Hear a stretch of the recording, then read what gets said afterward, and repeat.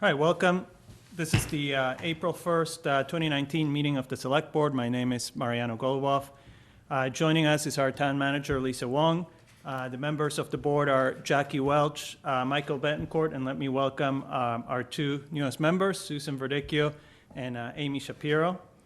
First, I'll go over the next meetings we will have. This Friday, April 5th, we're going to have a working session at 8:30 a.m. Next week on Thursday, April 11th, there's a information session on the 40B proposal for 1935 River Street. And then our next regular session will be Monday, April 22nd, after the school holiday. And after that will be all the sessions before town meeting. So tonight, for the first time in history in the town of Winchester, this board meets with a majority female membership. And I think this is fantastic. The value of diversity on the 5 seats that the select board has is that we each bring our own experiences to evaluate the issues that we face. And as a collaborative board, we can come up with better decisions for the town. So Amy and Susan, congratulations on your election last week, and thank you for volunteering your time. I would also like to thank Vince Dixon for running for these seats. Having contested elections is crucial for us to have discussions with our fellow residents about the important decisions on our town. Last week, the voters also approved the Proposition 2.5 operating override. So thank you to the voters for putting your trust in local government and for investing in our town. The next steps are for the Finance Committee to present a budget recommendation to town meeting, and then that's called a yellow sheet, and then town meeting to vote the budget in May. So I will take comments from other members. I just wanted to echo your comments, Mr. Chair, about how delighted we are to have these two wonderful people join the board and all their experience and commitment to the town, and we're honored, and it'll be such a privilege to work with you. So thank you so much, Ms. Shapiro and Ms. Verdicchio. Thank you so much. Well, thank you. It's you know, as you said, it's a privilege to be here. And I was thinking on, you know, as we were watching the returns come in, all these votes, all these people are trusting us to do a good job. And I'm, you know, it's going to be a privilege to serve with you guys and learn. And you know, I think they're, you know, this is a good turning point to be at. Any comments? Yeah, I think that it was a real pleasure to be in the campaign process with Susan and Vincent, and I've learned quite a bit over the last month and a half or so, and met so many wonderful volunteer servants in this town, and I'm very excited to get started and work with all of them, and work with all of you, and so thank you. Welcome. Mike? Yeah, thank you very much, Amy and Susan, for being on the board and running a great race with Vincent as well. It's, as Mariano had mentioned, it's having active democracy in our communities is important to what we do. And so thank you. Best of luck. I know that we probably misinformed you entirely about the time commitment involved. So now there's no turning back. So welcome. Thank you. As usual, after election, we reorganize and elect new officers. So if there's no objection, I will dissolve to a committee of the whole for the purpose of reorganizing with our town manager, Lisa Wong, presiding. Great. So welcome, everyone. I will call this section of the meeting to order. This is the Select Board reorganization portion. So I am going to first ask to open the floor for nominations for the chairmanship of the Select Board for the town of Winchester. I nominate Mario Golubov as chair. Second. Okay, there is one nomination and second. Is there any other nominations? Okay, I make a motion that the nominations be closed. Or hearing no further nominations, I'll close the nomination process and call for a vote. Do you want to start with me? Do you want to just do a roll call? Yeah. We will do it actually has to be a roll call vote. So, Yep. So I'll start. Yes, for me. Yes. Yes. Yes. Yes. okay. So it has been voted.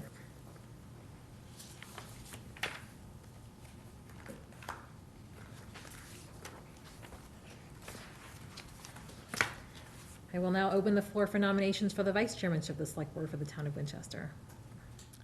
I nominate Mike Betancourt for a term as vice chair to last through the last meeting in July.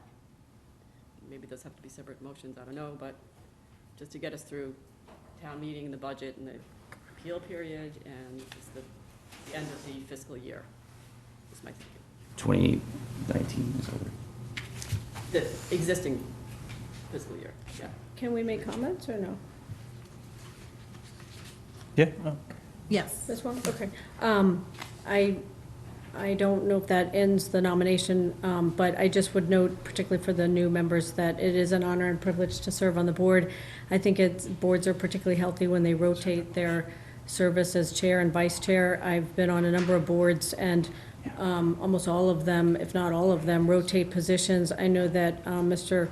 Betancourt, and with our collective thanks on behalf of the town, served as chair and vice chair within the last 1.5 years, and I am interested in serving as a vice chair. I have served as chair of the planning board, and I was on the planning board for 4 years. I was on the personnel board for 9 years and served as chair multiple years. I also think that it's important to rotate the person in the position as vice chair. Obviously, the position for chair is being rotated, and after Mr. Goluboff served so admirably as vice chair. And I respectfully request the board consider rotating the positions, particularly since Mr. Betancourt has served as chair and vice chair within the last 1.5 years, and there is a member of the board, specifically myself, who's interested in serving as vice chair. I am experienced on the board. I've served on the board for over a year. And I also think with a female majority on this board that it would be nice to have a female in leadership on the board. So, thank you. I'd like to make a comment, Susan, on the motion. So we normally haven't done reorganizations that have a specific end date, because at any time that there's a majority of the board can decide to reorganize. So that's my view. So I would make the motion that we, for Mike Betancourt to be vice chair until the next time that we choose to reorganize, rather than having a specific end date. And then whenever the board as a whole, or 3 members of the board decide to reorganize, we can. So not fixed on like 6 months or a year? Yeah. So I would just amend what I said. Okay, yeah. Then I'll second that. So I would nominate Mike Betancourt as vice chair until such time as the board chooses to reorganize again. Second. Can I ask a question? Sure. What is the primary responsibilities of the vice chair? Is there, I will say that in my recent history here, it has been primarily to take over the duties of the select board. Chair is not here. It has also been to also conduct some of the personnel reviews. okay. And I'll open it up to anybody else if I'm missing anything significant or statutory. No, I mean, as I'm the latest vice chair, I pretty much breathe all the motions during our meetings, and then, stand in for if the chair is absent, like I have tonight. But I've only had one other meeting in the whole year where I had to step in as the chair was absent. That's it. Just to reiterate my thinking, I've been thinking about this all weekend, off and on, that it is kind of a unique moment in the life of this board. We do have a all-women majority. I have all kinds of respect for Jackie. Just feeling that to get a new town manager through an entire year, to deal with the budget, hopefully everything will go smoothly, but through town meeting and through the end of the existing fiscal year, it just seemed wise to have people who are not new to the position of chair or vice chair in the role, and then take another look. That was my thinking.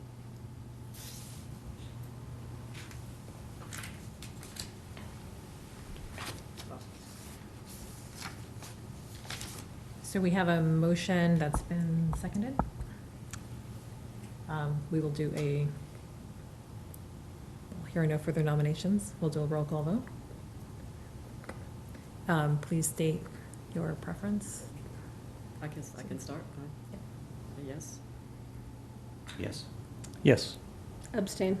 Okay. Yes.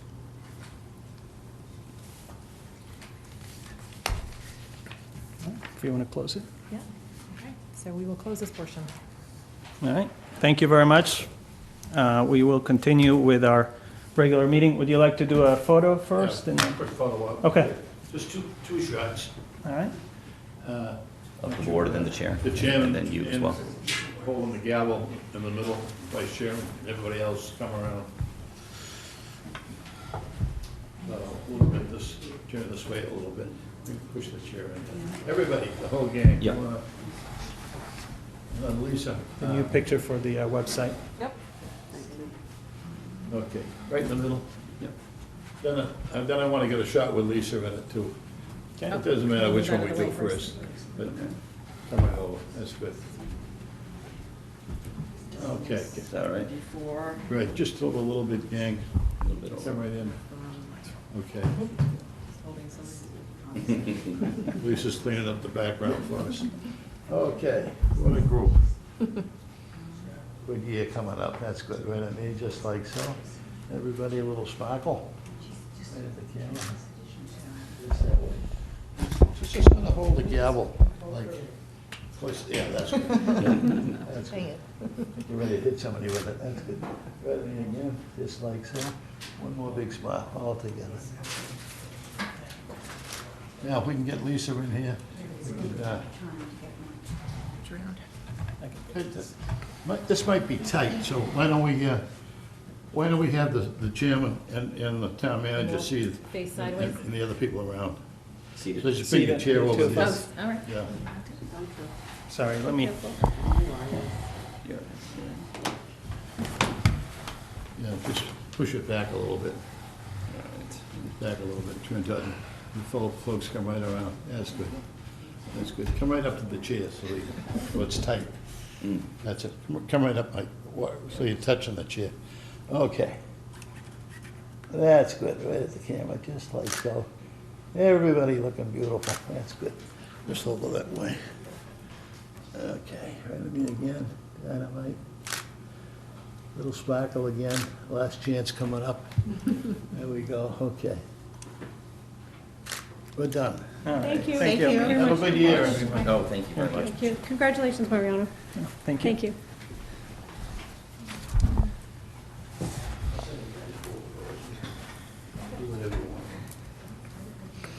Okay, so next order of business, town manager's report.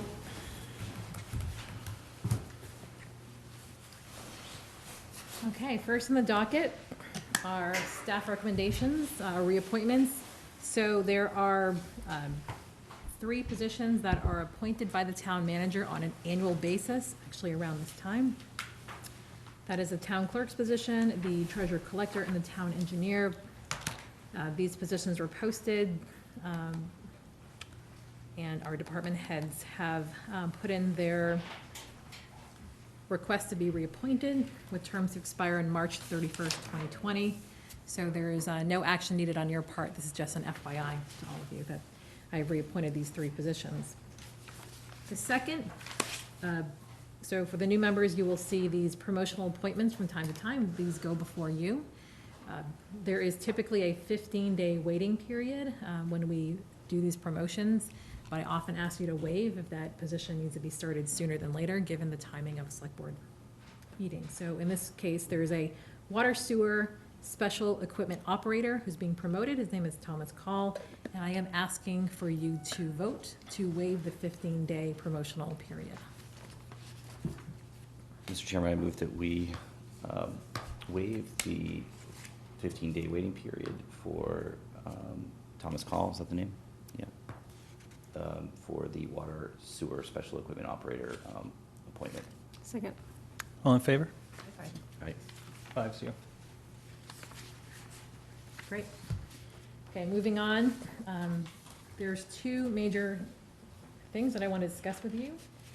I thought I would welcome the new board by letting you know that you actually appoint me, that I work for you, and that there is a clause in our contract per the memo that I have before you that states that we work together on a mutual set of goals, which I also sort of expanded the goals to be more like a work plan, so they're not just simply static.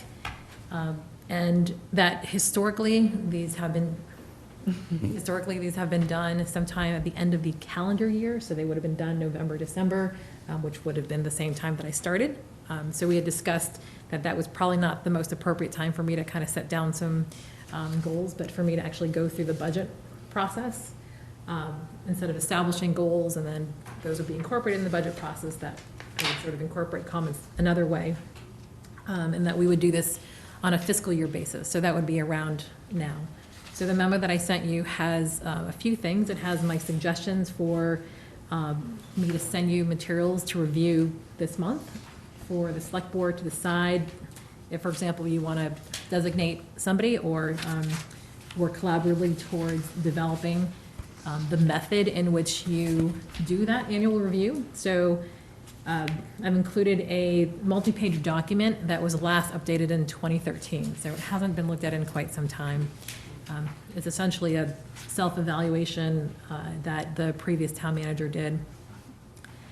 So, you know, I'm welcome to work with that document or to have it be a collaborative process and kind of talk about whether that needs to be updated. So as a recommendation in terms of materials that I will send you, a timeline, and also some past practice.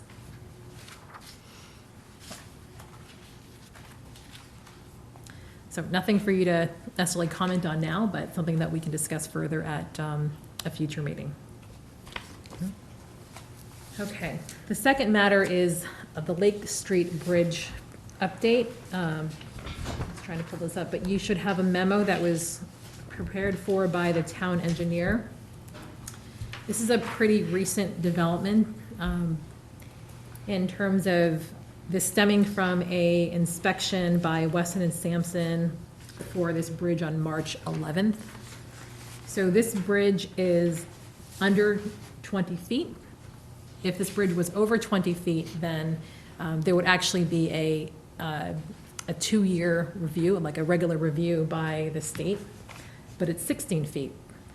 So right now, the state doesn't have a system for inspecting bridges under 20 feet, so they're kind of catching up. So as far as we know, this is actually the first inspection report we have on Lake Street Bridge. As you know, we've been discussing the Waterfield Bridge. That was discussed various times in the past as something that was a priority. So this is somewhat of a surprise to us, but we did get this inspection report, and it essentially states that the bridge is in poor condition with observed corrosion, particularly at the edges, and it needs to be addressed sooner than later. So Lake Street is, I think you guys know where it is, basically it's by the supermarket. So Weston and Sampson has done some initial estimates where the construction would be about $1 to $1.2 million. As you can see, if this is a full closure, if we wanted to have partial closure, so keep one lane open, it would increase the cost of the project to $1.5 million and also extend the construction period from 3 to 4 months by at least 3 months. So instead of 3 to 4, it would be 6 to 7 months. So that's something that we would have to weigh at some period of time. But right now, we need about $200,000 for design funds, and we are going to be putting a warrant to ask for that at spring town meeting, just because of the severity of the issue. The design and permitting is going to take about 6 to 12 months, so we would then be requesting the construction funds at the fall town meeting. On Monday, this coming Monday, our office is meeting with Senator Lewis's office to discuss possible funding for this and other infrastructure programs. There's a small municipal small bridge grant program that can provide up to $500,000. The application was actually due on April 1st, so we've already gone ahead and applied for this particular grant. But we're working with Senator Lewis's office to make sure that we can advocate and prioritize this, as well as bring up any other projects that we have in the pipeline. So in some ways, it's, I'm glad we got this report on March 11th instead of April 11th. Yeah, Right? So that we didn't have to wait a whole year for this $500,000. So, you know, so these are things that happen, right? I think we do a fairly good job to keep track of our infrastructure, but there's a lot. There's a lot of bridges, a lot of dams, a lot of projects, which is why this will be a subject of conversation for our capital planning group to kind of discuss where this fits in and in terms of our ability to fund the construction portion of this. But this is an FYI to you, but also a heads up that this is a town meeting warrant item. All right, thank you. Any questions on the report? I was just gonna ask, when do you expect to hear back about the grant? That is a very good question. Let me see if I can find that out. Okay, thanks. 60 to 90 days. Oh, good.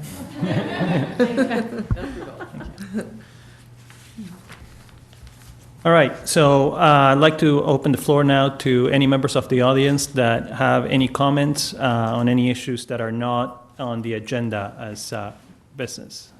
Please. I'll make it very brief.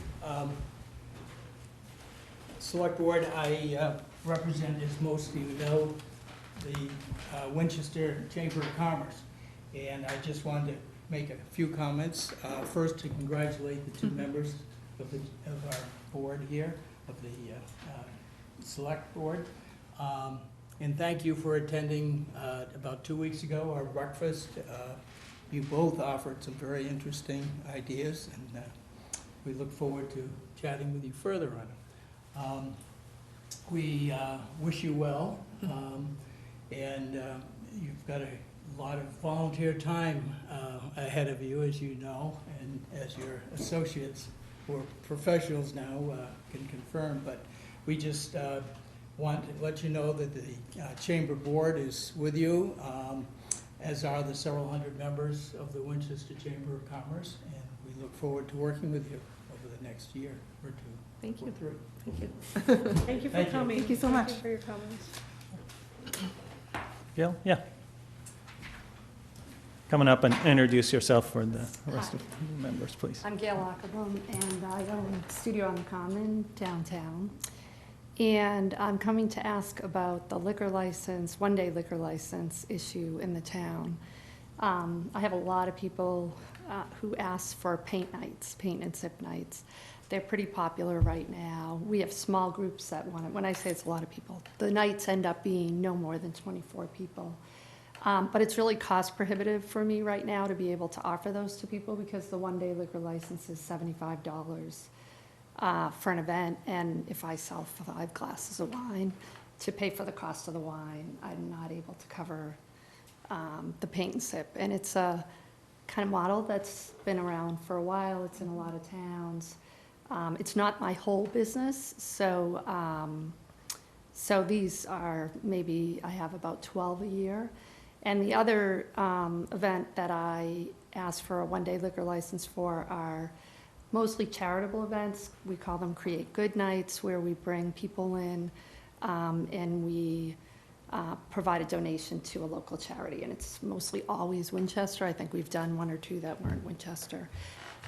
So the process is kind of difficult because you have to get everything 2 weeks in advance, but it's mostly the fee of $75 for one night when you serve like 5 glasses of wine in the evening. So I'm wondering if there's a possibility of considering a tiered structure for smaller events or smaller number of servings or anything like that.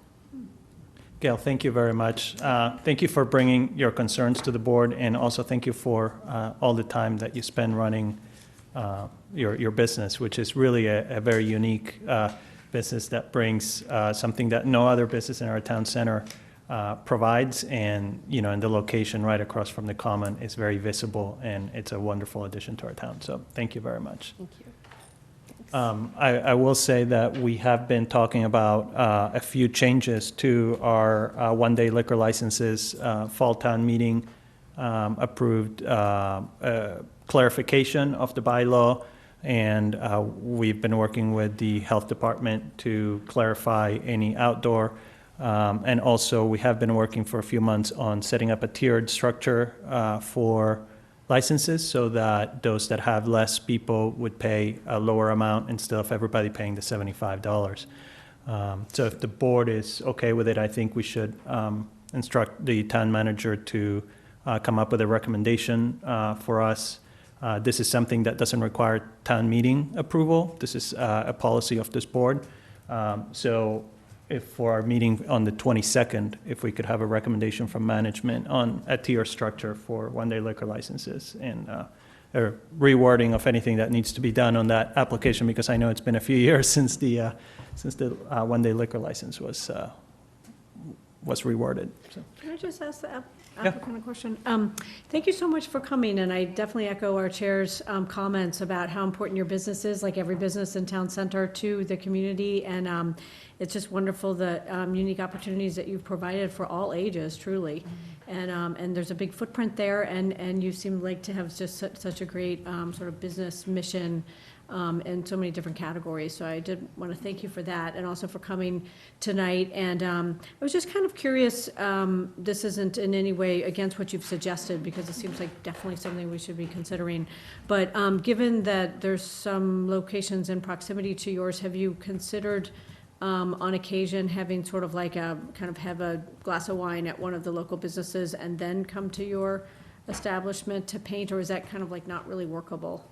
I'm just asking, I'm not- Yeah, no, I understand. In fact, we do offer them at Bistro 5 in Medford. We kind of go on-site there. Right, because in Boston, there's some of those examples also. Right, it's just the model that's in so many places. That's what, when people go to those, that's kind of, it's what they do at the Art Lounge in Arlington, at Pino's Palette in Lexington, at the paint bars. It's what people come, they just want to have like one drink. It's mostly moms getting out for a night, or, and so they literally, I don't even think they finish a glass of wine. They literally just sip and paint, and it's part of the But so would it not experience, really be so. workable to have like a glass of wine, like sort of 2 doors down, and then to come over? I'm just kind of curious. It's workable, I suppose, but I think I probably would not end up, I think they'd go to Arlington or Lexington. So it's hard to kind of combine it with what you're offering? Yeah, Just curious. Thank you. thank you. Kathy, did you have? Yeah. Yes, Kathy. Kathy Alexander, I'm the director of the Chamber of Commerce, recovering from Cinderella. I just want to say that I have attended many of these paint nights, and we're painting and we're sipping at the same time. So to go to another restaurant, sip, and then come back and paint, sort of just, it just really wouldn't work. But the main thing is that, as the candidates spoke at our occasion a couple weeks ago, what we want to do is bring more people to the center. Whatever we can do, we need to help these businesses. Yeah. Studio on the Common is probably one of the most successful and amazing models. And I just think it would be a wonderful message for this board to send, that we are really pro-business, we are really trying to listen to what the business owners are trying to do. We want to bring more people to the center. We want to have a really vibrant center. They do it in Arlington, they do it in other places. Winchester is really old-fashioned in this way, no pun intended. But, so I'm here to really say, Gail has such an imagination. She's done so many things with her business. I really would hope that you would listen to the request, and it would also make it fun for other people to do the same kind of thing. Thank you, Kathy, and thank you for all the time you've put into Cinderella. I know the kids love it, and so it's fantastic. Thank you.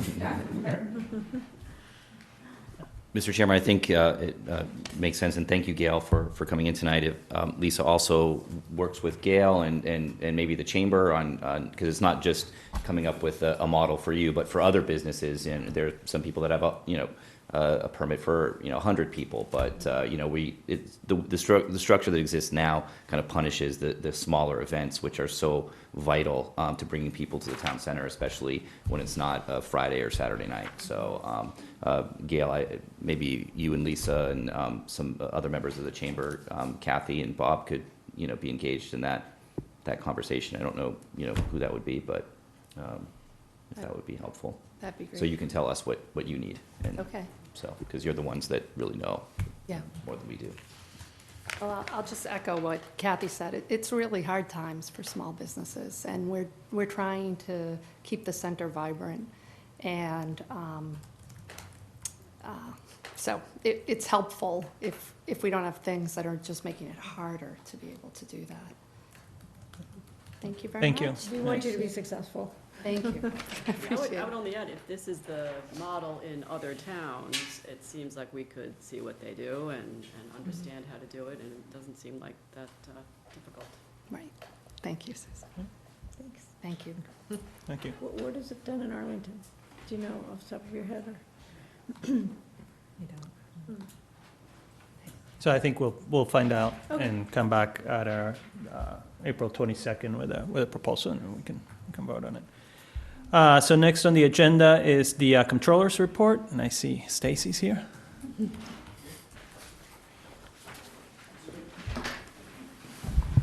Good evening, everyone. Welcome to the board, our new members.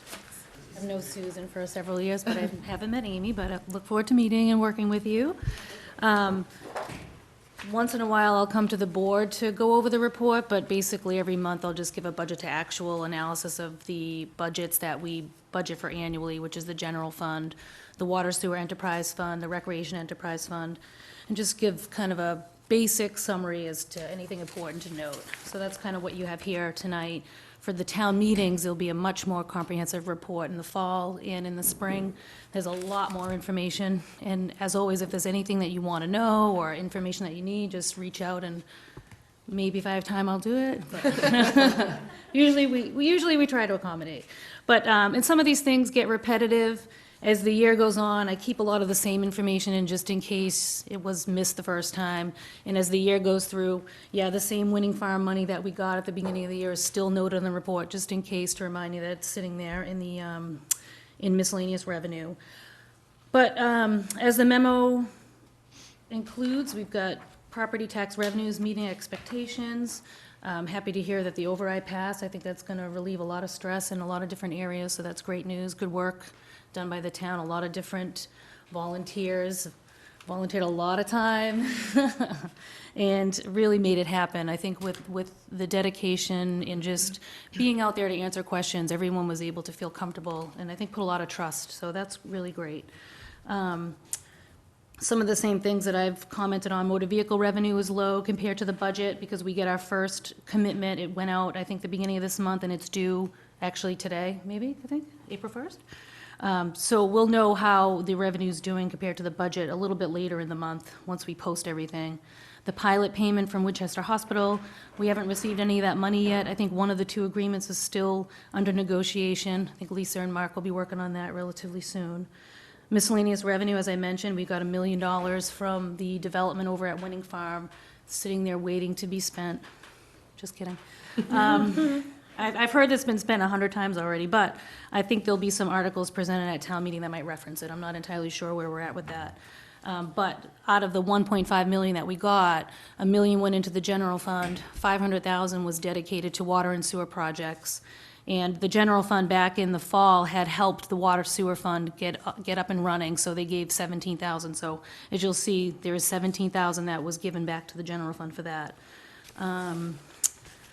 Moving right along to expenditures, we have, for the most part, everything's right on target. For the departments that are having a little bit of trouble, snow and ice, that's a normal thing this time of year. I think we're at 225 right now for what we're gonna need. We might have to close some encumbrances and see how we're doing, but I think, I'm hoping, knock on wood, that this is it for the winter.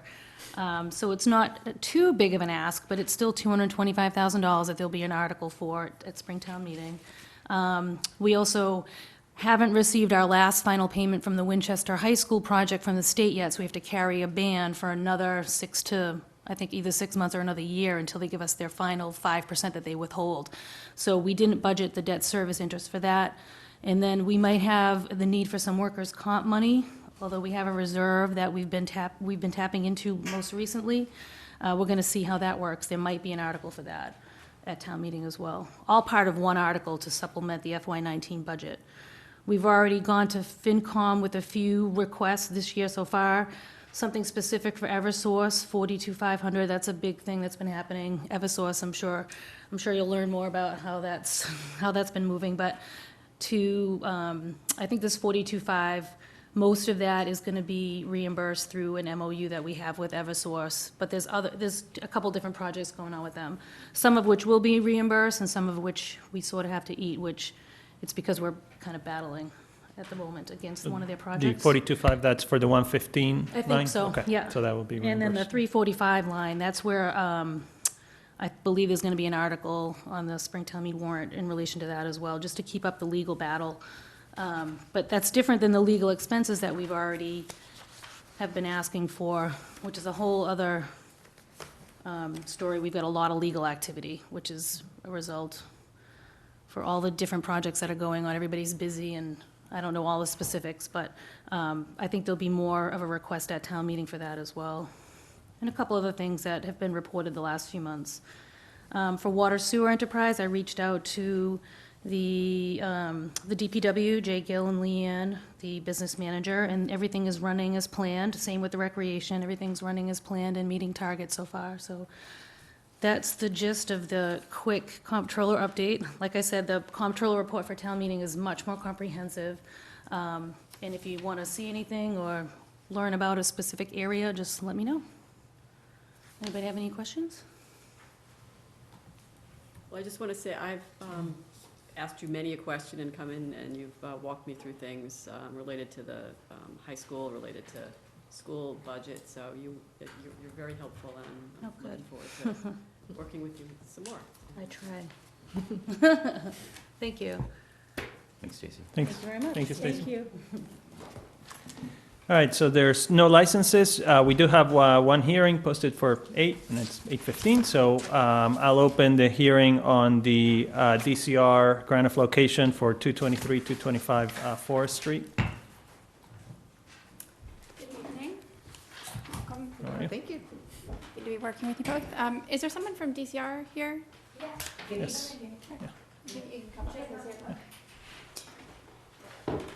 So typically, the grant allocations are for public utilities who are looking to install new conduit, so a new gas main, a new underground electrical conduit. For example, if you're going to change your house service from overhead to underground.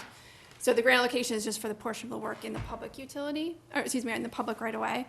In this case, we have something quite different.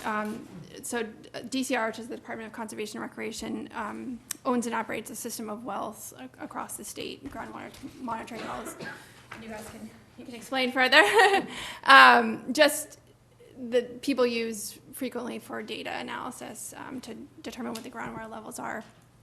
And so they currently have one on private property at 224 Forest Street, and they're looking to move it off of the private property and put it into the public way.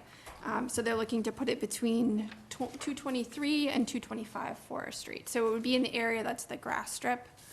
And a monitoring well is it's all below ground, so, and you can correct me if I'm wrong, but all you'll see on the ground is like a metal or plastic cap. So there will be no kind of disturbance or large structure that's left when it's completed. And they'll go in like once a month, I think you said, to have to determine what the depth is. It's not an automatic reader, which some wells are, but not in this one. So engineering and DPW have reviewed it, and we have no concerns, and we recommend favorable action. All right, so before we take questions from the board, is there any members of the public that are here to comment on this grant of location? Yeah, go ahead. If you want to come up to the, introduce yourself. I'm Nairi, 2-year resident of 225 Forest. I wasn't really I'm clear. sorry, what Beth, it do you was mind gonna- giving her the microphone while she's speaking? Thank you. It's just more a comment or a concern, how much this is gonna affect my neighborhood, my street, in the long term? So, I don't want to speak for DCR, but I think it'll have very little effect, other than the few days or whatever it takes to install it. There'll be a drill rig out there installing it, but beyond that, all you'll see is this in the ground, flush with the grass. So there'd be very little disruption. Okay. And will this monitoring help, ongoing, evaluation of the water in the area as Right. well? So this set of Sorry. groundwater monitoring networks are for water levels only, not for water quality. But the state has a network of 78 wells across the state. And we use the data, anything from, looking for climate change signals. In some towns, it's used for siting septic systems, so the highest water level for designing septic systems. And we also, the main reason we use it for is the monthly hydrologic conditions report that looks at multiple indices, but one of the drought indices we have is groundwater. So we have a set of wells across the state that we look at every month, and it becomes one of the drought indices for the state. So, we don't, the town of Winchester uses this data, not maybe specifically this well, but the state network, when we're doing like sewer analysis to figure out if the data we collected was during a season of high groundwater or low groundwater, it can help you figure out whether your data, should be corrected if it was a low groundwater season. So the data is used regionally by people.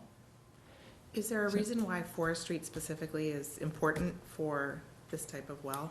This well was hand dug back in 1940. It's one of the oldest wells, if not the oldest well on the network. So basically, it's really valuable to have a long data period. And we wanted to replace this one because it was hand dug, it's older, it's not the current standard. And then the reason we wanted to move it a bit is because we're trying to get all these wells off of private properties. We had lots of issues with that in the more modern era, as opposed to back in the 40s, 50s, 60s when they first installed these. So we would like to maintain that record. It's basically the most valuable piece. If we start any new well, it's not usable for at least 20 years. Okay, so you have a baseline now that you want to continue? We have a long baseline that shows all kinds of variability, and so it's basically, I wouldn't know the information as to why originally, the very original decision. Right, okay. Will some of the results or some of the data be made known to our town engineer? Or? Yeah. It's available on their website. Good. Yep. Sounds like it'll be interesting. Yeah, I mean, we use the data, and we've all appreciated the cooperation of most people that we've had to interact with on these properties, and this person has been very cooperative, but we've just made it a new policy to locate it because we have lost a few wells with really long data in this project, so. When the construction's done, so you said, what's the time frame, just so we can be sure?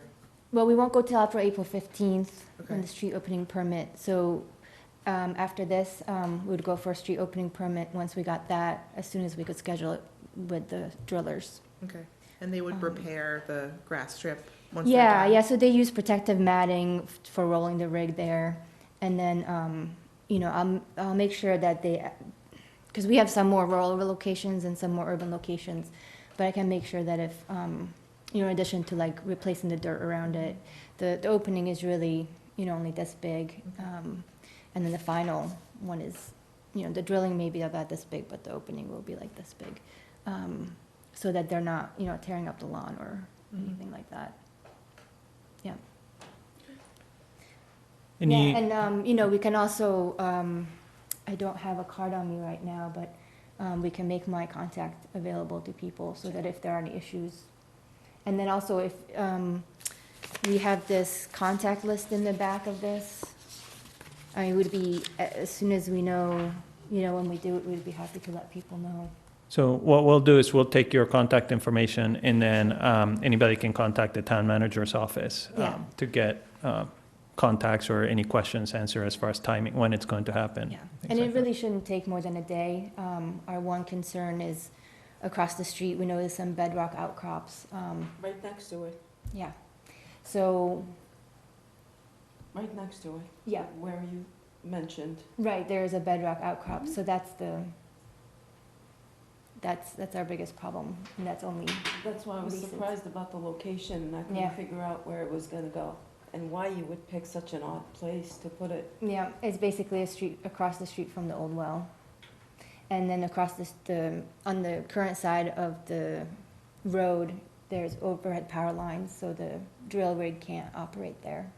I think it originally said 244, and 244 is not really anywhere across the street from me. Yeah, I think the notice that went out had an error, just a Oh. typo in the, Okay. it's 220, the current well's on the property at 224. 224. Yep. Oh, okay. Yep. Yeah, so we're still trying to get information from MWRA and Sean, I think from your office, has gotten back to me that he didn't have anything so specific to that location about where the bedrock is, but that's something we would have to work around. So that's our biggest concern right now, that we have not yet resolved. Okay. Any other members of the public to comment on this? All right. Then I will close the public hearing portion of that. Thank you for coming. Any other comments or questions from the board? Mr. Chairman, I move that we approve a grant of location to the Massachusetts Department of Conservation and Recreation Division of Water Supply Protection, Officer Water Resources, to install and maintain a groundwater observation well at 223 and 225 Forest Street in the public way. Second? All in favor? Aye. Yes. 5-0. All right, thank you very much. Thank you. Thank you for coming.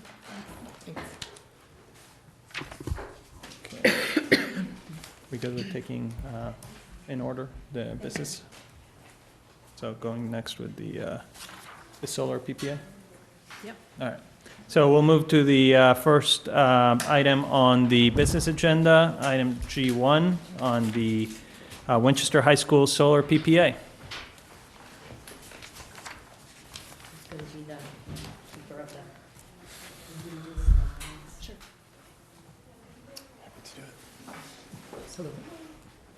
How are you?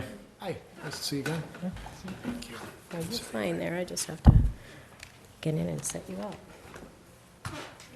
So while Patty gets us set up, thank you very much for making time to talk about solar at Winchester High School. Yeah, it's supposed to go the other one. Somebody must have shut it off.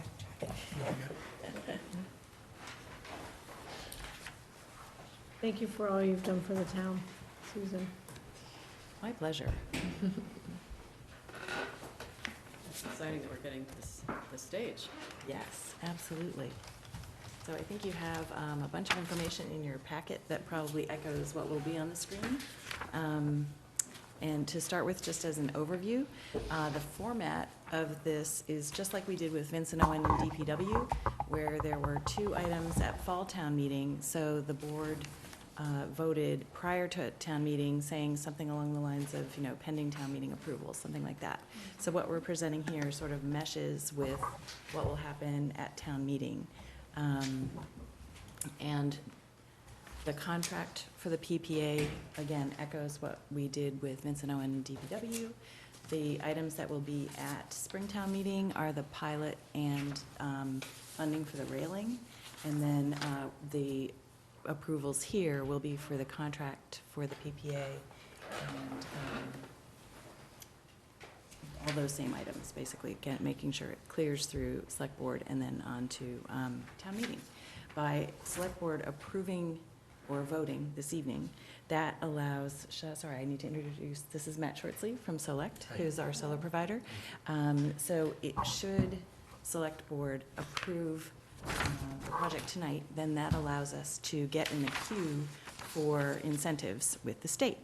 And just as background here, since we've been talking about being urgent on the incentives for the state, the SMART program replaced SREX. The SMART program is pretty much subscribed and filled up almost throughout the state, except in our little patch of NEMA, Northeast Mass. So we have the luxury of actually still potentially making tranche 2 or tranche 3. So the next slide shows, should we make Smart Block 2, we'll pay 7.3 cents a kilowatt hour for the electricity generated by the array. Should we make Smart Block 3, we'll pay 8.3 cents a kilowatt hour. So my whole urgency is just the sooner we get in the queue, the better opportunity we have to potentially get that lower price. So it obviously increases our savings over the lifespan of the array. So I'm really excited that we do have this little window of opportunity, because there are projects in the west of the state that everybody's out of luck. So because we're kind of, I guess, in a built-out area is, I'm assuming, why we still have space in our part of the state where the rest of the state is pretty much full up. So I urge positive action. The other exciting thing here, obviously, is it's clean, green energy, and it sets a great example for our students and our residents of the town. There we go. So with that, I'll hand it across to Matt. Thank you, Susan. Thanks for your time, everybody. Nice to present to the board again. We're fortunate that the DPW installation is complete, and the Vincent Owen is scheduled to start the Saturday of school vacation. So we hope to be largely out of there by the end of that week. And then we'll wait for the utility to come do their work, which involves screwing in meters. I've prepared a few slides to share with you, and it has to do with a little bit of background and, I guess, recap of some of the things that we've been through to date for the high school. DPW and Vincent Owen I referenced, and I'll share with you the steps we've undertaken for review and approval. The incentives Susan touched on, so I don't need to go through them in great detail, but I'm happy to take questions on them. Again, this is procured through the Power Options Energy Consortium, your members, so you're eligible to contract with their providers. Here's a profile of the membership. It's about 450 members, a lot of cities and towns and not-for-profits, and you'll be in good company. In fact, we are contracted with Medford to the south and Woburn to the northwest, and we're trying to string along kind of like a bike trail. But in background on that procurement, we've been awarded the on-site solar program under the Power Options RFP, and that would be the legislative authority that would allow you to comply with state procurement regs. About Select, we're headquartered in Hopkinton, and we develop and finance and then install these systems, then we maintain them. And we've done about 60 projects under this Power Options program to date, and about $30 million worth of savings kind of forecast for those projects. So we feel really great about working with public entities. Some features of the contract and the program is there's no upfront cost to the town for the solar project. If you elect to purchase railings, that's not included in our proposal. We did make a proposal to the DPW team for us to procure and install those rails, because we need to use them anyway. So we were just, if the town buys them and just either delivers them to our warehouse or stages them at the school when we're mobilizing, we'll save that labor expense of us putting them up and taking them down. So we're squeezing a little bit on the to help Jay and the Pete Lawson's team to make sure they've got what they want up there. Mm-hmm. So it's basically, if they choose us, we're going to make zero, but that's okay. At least they'll get their rails. Susan mentioned the SMART incentive program, and it is a declining incentive model. So Eversource last Friday went to block 2. And so there are about 68 megawatts of projects to go in block 2 before we move to block 3. So we feel that when we apply for the incentive, we need a couple things in hand. We need a signed contract, and we need a countersigned utility agreement So it's gonna take about 100 days from contract signing to when we have the incentive in hand. And then within a few weeks, once it's in hand, and by then we'll have town meeting approval on the pilot, and maybe the DPW will have approval on their capital, and then we schedule a pre-construction meeting, have apply for the building and electric permits and mobilize and go. Okay. To date, we've done several rounds of technical designs and revisions. We've had 3 engaging conversations with the EFPBC. The school committee has voted to proceed with the contract. We're presenting today safety railings as a topic. I'm not really we don't require that, but the DPW really wants it. So we're Are these happy. railings typical of projects that you work on for buildings, or? Well, we're seeing more Okay. come on. I'd have to support the fact that Yeah. there's more rooftop activity Yeah. for not just solar, but other equipment. And that roof is slippery. I mean, it's Is a it? Yeah. white, I don't know if it's PVC or EPDM, but it It's is. some kind of plastic. When it's and wet, and this is the person who's gone through 3 EFPBC meetings over railings, large. Yeah, right, yeah. But we are starting to see more of them. We mobilize, so we have a OSHA 30 trainer, safety officer on team, and he visited the school, walked around with Chris Conway, came back with recommendations, came up with some compliance measures for other areas like the back mechanical rooms in the event that those were warranted or desired or budgeted. And so he did a real thorough job. It took about a month, and ultimately we were able to give a proposal to him, but we are starting to see them. We use temporary safety rail, which looks just like this permanent safety rail. It's the same product. And we own about 2 miles of it. And so it goes up before every job, it comes down after every job to protect the safety of the installers. And then when there are a lot of rooftop unit equipment that needs maintenance, that's where, visitors should be trained as competent people, but there's also, wind and elements. And so at your determination, I would say that it's not uncommon, it's increasingly common to see those on roofs. Okay. I did mention the status, so DPW is installed, we're just awaiting for, we got the inspection actually last Monday, which is great. So we've applied for the utility to come do a meter swap and then give us permission to operate. And then the VO school will go probably just as quickly. So we're sharing here just an image of where the solar panels were determined to be best located based on kind of condition of the building, future needs, and the EFPBC was determined that this was the right location, and so we were happy to do that. It's 123 kilowatts in power capacity, and it will make about 150,000 kilowatt hours in a year. It's all behind the meter. You'll consume all that electricity at the school. So, like the other systems, there's an internet-enabled monitoring platform that shows on any internet-connected device, the production. And the really neat thing that really works well in schools is the ability to utilize that data for a number of things. The environmental attributes can cycle through, carbon equivalents, trees planted, cars off the road, things like that. As well as, and we love to do this, and we'd be very happy to do this with your community, is any level of engagement with the student body or the staff where they can kind of harness that value add potential of having renewable energy on site.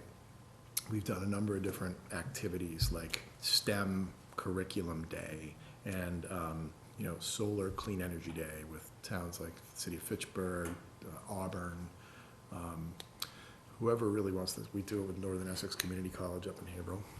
So it's low-hanging fruit as far as engagement, and I think folks have, especially today, come to expect that we're being responsible with their energy generation in a kind of a carbon responsibility way. Is there a way to see inside the building what's being produced, for students, just for educational, and just as a reminder, that it's, Yeah, when you come in the main entry, and Yeah. on the left is the check-in area. Yes, right, There's yep. a monitor there. Yep, And if that's internet connected, it can scroll. It's awesome. that's pretty cool. I mean, people are like, the air quality in that building is great, Yeah, and that is just, all the sun lighting, the day lighting that comes in there, it's a brilliant, award-winning building, and this is, I think, like icing on top. It's a really nice feature, and so we just provide a URL, and you just link up. It's an open internet, it's not like a secure site. oh, so it's something we could manage ourselves, just You can't program kind it to of, like yeah. shut it down or anything. Right. Like the operations side is different.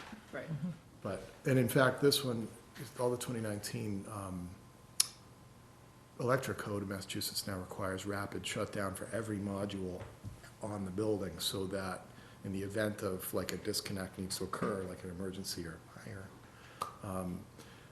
there's no voltage leaving the panels, which is at expense, but it's a nice safety feature as well.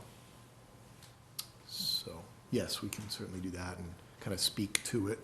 And if there's whether it's science or math or environmental, either clubs or staff or instructors, we'd be very available, and we'd be delighted to help I think participate. there is an environmental club, an extracurricular, because they were at the lead ceremony. Dedication. And, they do teach AP environmental science. I don't know if there's just a college level of environmental science, but yeah, I'm sure that there's a lot of opportunity there to Great. do some stuff. Or even a display in the, lobby area of the high school, and also VO. I don't know if you ever do sort of like a portable display or something, like the first couple months that it's online or something. That way everybody could benefit from it. Yeah, we have put some, mostly because it's an IT thing and it's on your network,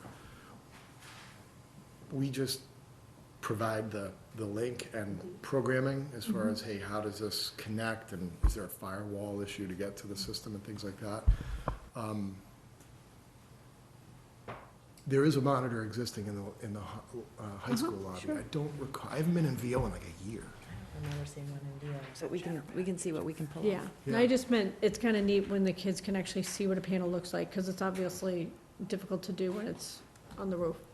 Yeah, oh, It might be okay. kind of neat to just have something in the lobby, like temporarily, so Yeah, the yeah, kids could see yeah. it. Oh, yeah, we including have about VO. 100 YouTube videos. We fly drones and set, I'm not kidding, and we scroll the environmental attributes and we talk about Yeah, whatever it's you like neat. on there, and then post it, and then it can be accessed. And we even do pictures sometimes for, Yeah, aerials, so. Yep.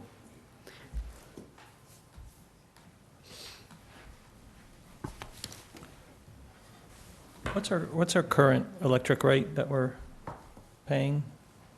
We calculate an average of 19 cents a kilowatt hour. 19 cents? It varies a little bit building by building, but that works as a rule of thumb across the town. Okay. I have a few questions, but I don't want to interrupt you if you haven't finished your presentation. All right, well then I'll just keep going and then Okay, come back. great. Thanks.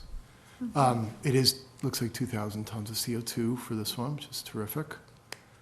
And the next steps, as we did in the fall, if we could follow that process, pending agreeable pilot from town meeting, what it allows us the confidence to know you're going forward, and then we can go ahead and spend the engineering money and apply, pay for the application for the utility. They're gonna take 55 business days, and they're a month behind now. But we are in their office twice a month, talking to them about all our projects, and hopefully they're catching up. But we would be able to get that, take that step. So we felt if we followed a similar project, then it would be, a similar process, then we'd be able to get perhaps, I'm hoping, an August timeframe for installation. I think that's about right. Just depends if we sign this week or next month, and how long Eversource takes. If we do have to do it during a school year, like while class is in session, we've done dozens of public schools while in session. It worked out with Vincent Owen that, they asked, like, please don't come now, wait a couple weeks and then mobilize. So we scheduled elsewhere, and we're coming in on that Saturday, maybe even Friday night. So that's would be the request, or what I put on the slide anyway, however you guys feel about that.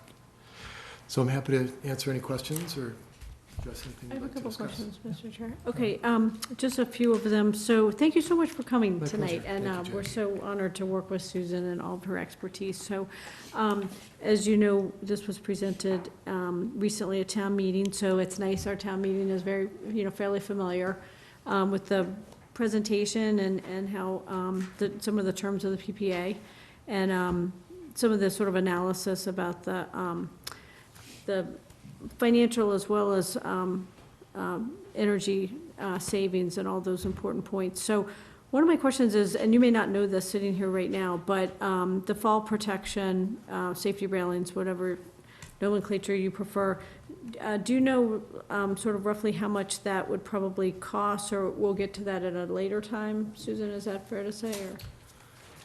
It's my understanding it's about $50,000, so it's a Okay. couple of years payback. Okay. It's more like 3 years. They've shopped really hard, I know that. Yeah, they worked because- really hard. The initial price was much higher than that. Right, so I they've know, been I working was- with I'm Matt. They've been surprised. looking at Yeah, the okay. layout. They've been doing everything they possibly can to turn it around rapidly so we can get the savings, and then also The to block cut two, the. yeah, Yes, okay. and then also to cut the price down. So that's why we're here now, because they were Right, able to. I understand. pull this Okay, so off. that also implicates the savings from the fall protection. Okay. And then I'm assuming that with working with your obviously collective expertise, but also our DPW, that the locations depicted on, if you could just go back to the picture of the roof, that those were the areas that are kind of available. In other words, I think there was some concern about not being over the gym, for example. So presumably, these are the ones that are available. And then, are there sloped panels, or am I imagining that? The ones that are like solid blue? What are those? I'm just kind of curious, this right here and here. Is that a different material or the same? No, it's the same. I'm not Okay, sure so, why. and Probably flat, just it's a just different look different, so when you graphic, double yeah. check. They're all pitched.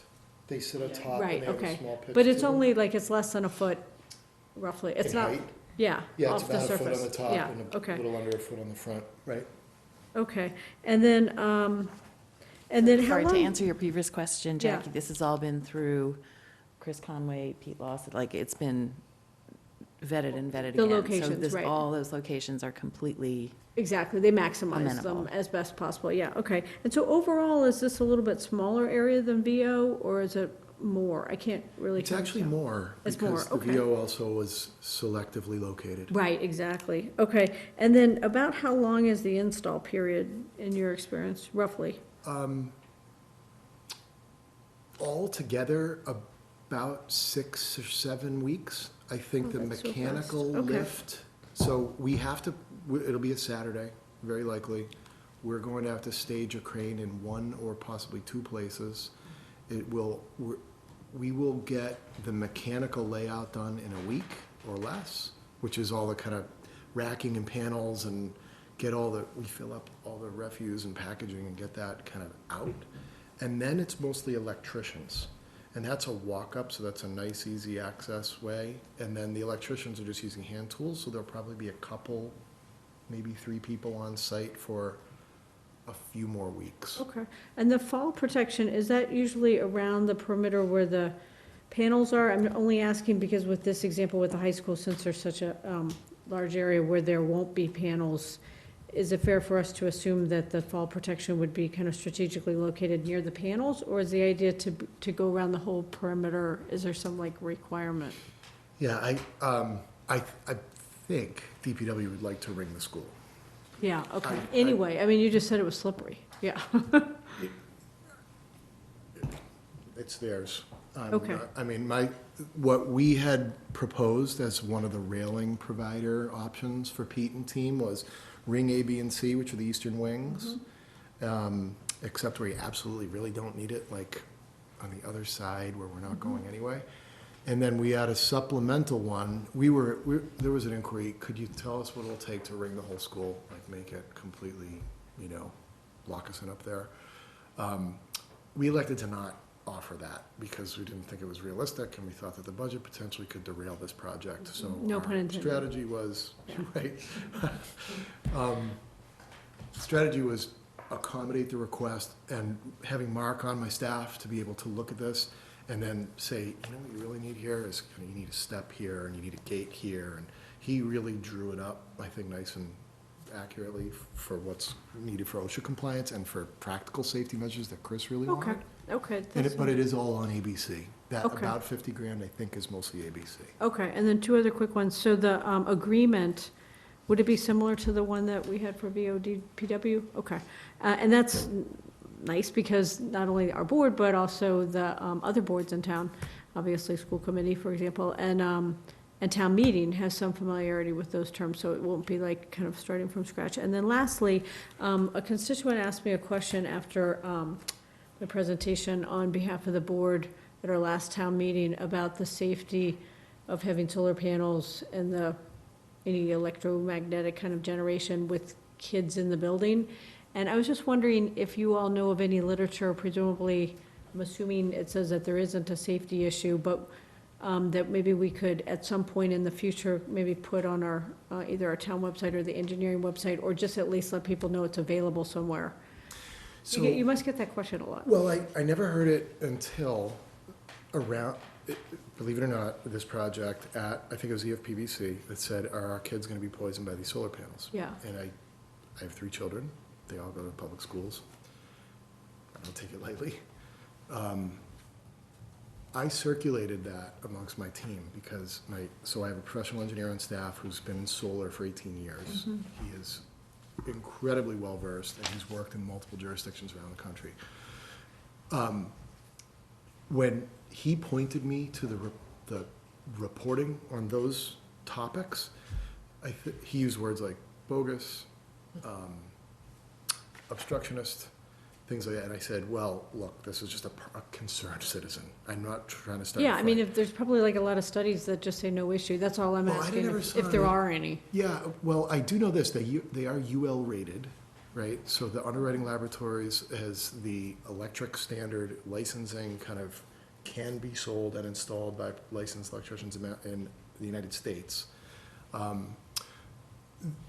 We have not experienced, we have done almost 500 projects so far. We haven't experienced any ill effects from Okay. any solar. So maybe just working with Susan, if we get the can question I- or in town meeting, that we kind of just have some kind of response. Can I comment not as a member of the board, but as an electrical engineer? If anything, the panels there would reduce the amount of current coming into the building while the panels are generating. So, and as we've heard from so many of these Eversource projects, the magnetic field created is based on how much current is going through. So if anything, it would reduce the amount of current coming into the building. So in any of the wires that are already going into the building. I have solar panels on my house. As far as the voltage on them, it's exactly the same voltage as all the wires that are already going throughout your house. That sounds Because, like a good response. Yeah, Okay, thank so you. it's not any different than the wires that are inside the walls already, except that they're further away Right, okay. because they're on the roof. Thank So you so I much don't for have your any time. concerns. Okay, Yeah. thank you, good. Matt Bailey, our PE, didn't either. He was like, where did they? It's and- not, yeah, it's not that any of, but it's just that we've gotten the question, and so Yeah, we just want to make sure that, if we're not an electrical engineer, that we can, provide an accurate response. So, thank you so much for your time and for coming. Sure, We thank you appreciate it. very Any other much. questions? I just wanted to kind of confirm that, to pick up on something that you mentioned about this being a similar PPA, it's the same form that the school committee went through, and, we suggested that there be a section, and the superintendent went through to suggest there should be a section about, not causing any interference with the students coming in and out of the building and being Cory checked, and so all of that stuff is in here as well, so it's ready to go. And I'd like to point out to Mike's previous questions at other meetings that there are several buyout periods. There are more buyout periods than in your average contract. So should the town one day become flush and want to buy these systems, we have several opportunities built in to do that. So we can keep buying those lotto tickets. Great. Susan, I just had one question too, and we chose not to locate panels on the gymnasium because of the structural integrity, or EFPBC has been chasing leaks on the roof, and we're hopeful that those leaks will be resolved in the near future, but until they are, there was not a comfort level at the EFPBC to put panels on the roof. Yeah, I think the way we left it at the EFPBC was they would, entertain a proposal in the future once the roof leaks were resolved to look at putting panels on the gym. And the leaks are not in the main part of the gym roof that you see up there. It's kind of the lower, there's a two-story part of the building up to the north. Up here? Yeah, Oh, yeah. that's where the leaks are. oh, okay. Yeah. It's just hard when you look at that picture, you see all that available roof space to not locate panels Right there. there with know. you. Ditto, yes. Yeah. This is probably a very basic question, but how long do solar panels typically last on a project like this? The contract is for 20 years. Okay. And at the end, we'll take them away at our expense and leave the facility in same condition, less normal wear and tear. Or we could extend, or you could buy them out. They're warranted for output for 25 years. Okay, They tend to last longer. yeah, okay. They're good, I mean, if they're maintained, they just keep making energy. How many inverters are part of the proposal? I'm assuming that that's 3. Right, but okay. It may be 2. We generally are doing 36, 50, and 60. And those are also warranted for the, No, those are warranted for output for 10 years, but we're responsible to replace them. you're responsible for the full 20 So years? there's a refresh Okay. in our budget, yeah. Okay. For all of them. Okay. If they last, fantastic. If they don't produce, then Then you don't make money if they don't produce. So Well, that's- you're that's encouraged to replace them, yes. your savings and our income are the same, Yeah. right? It's all about production. Great. Take a motion? Sure. Do we need a motion on the power purchase agreement and on the pilot as well, 2 separate motions? No, the pilot, I think we will keep that as far as the town meeting Okay. article, Okay. right? So, Can I ask a point of information? Do we have the PPA in our materials? It was in front of me when I got Yeah. here. given to you guys December 17th. Okay, oh, I have it on my bag. Okay, thanks a lot. Mr. Chairman, I move that Thank we you. approve the solar power purchase agreement project with Select Energy Development LLC as proposed for location at Winchester High School. all in favor? Aye. I will. You don't need the pilot approved today, right? You can wait until we go through the warrant articles, because that needs to be approved by town meeting anyway. Right. I Okay. believe that, well, we want to do whatever allows Lisa to sign a contract so that we can proceed and get in the queue. I'm happy to put forward a motion. I don't know if it's been, if the pilot's been circulated amongst the board members, but it has, okay. You board members should have them at their table. Yeah, the PPA, And again, is that what it's you're saying? similar to the one for Right. the, Yeah. And ultimately, this is payments for siting, on our buildings, right, that will be compensated for that. So they are, as listed, if you look back at, for board members, the Exhibit B, so annual payments of ranging from $1,500 to $833 in the final year of the project, so. We can vote on that, and then Sure. it's subject to approval by town meeting, right? So- Sure. Mr. Chairman, I move that we approve the agreement for payment in lieu of taxes for real property and personal property at 80 Skillings Road in conjunction with the Select Energy Development LLC Power Purchase Agreement per the terms listed on Exhibits A and B of the agreement, subject to town meeting approval. Second? All in favor? Aye. 5-0. Great, thank you very much. Thank you. I'd like to Yeah, we're looking thank forward to Susan it. Verdicchio for voting positive action 3 times on Winchester High School solar. And it'll go great with the EV chargers that we have at the high school, right? So, yeah. We really appreciate your confidence. Thank you so much. Yeah. Thank you very Appreciate much. it. these out. On the agenda, we just need to announce that we voted. The second item on the agenda is the RFP for a portion of the property behind 794 Main Street. The only thing here is to announce that we took a vote to issue that RFP during executive session, and that we will be issuing that RFP within the next 10 days or so. The third item of business, we will put it to a later meeting. That was tentative, so we're not going to go through that. So we will move to the fourth order of business, which is going through the warrant articles for the Springtown meeting. So all of you received an electronic copy, but you have a slightly updated paper version in front of you. So one thing that I think, since we don't have the motion language at this time, I think we should not vote on the articles that we're not sponsoring, like the planning board. I think we should review that later on. But we should discuss the ones that we are sponsoring, and any direction that we want to give to town management on the motion language for them to write. So. Okay, so we're going to start with Article 13.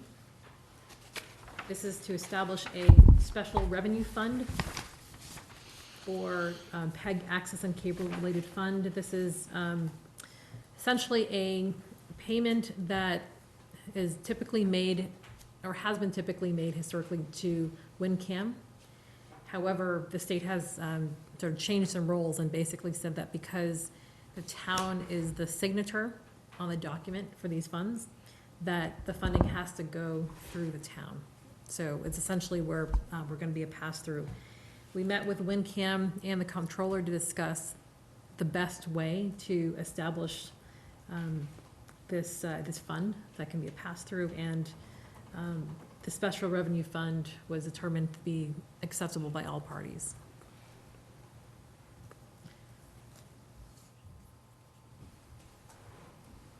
Okay. Any questions on that? So I have a question. Is that like within our budget or within our financial management, and then it? So it hasn't been, because it's gone directly from the state to WinCam. Okay. But now that it's an actual item that's gonna go for us, it's essentially gonna be something that we'll have to keep track of. It'll come to us, and then it'll go back And out. then go to the state. We'll make Okay. appropriations. Okay, Article 14. This is related to the RFP that we discussed. The exact square footage of land is still something that needs to be finalized. That's something that our town council is looking at right now. This is essentially that sliver of land behind 784 to 794 Main Street rear that we'll be discussing the issuance of the RFP for. So the thing that needs to be followed up is just to make sure we have the exact square footage, right?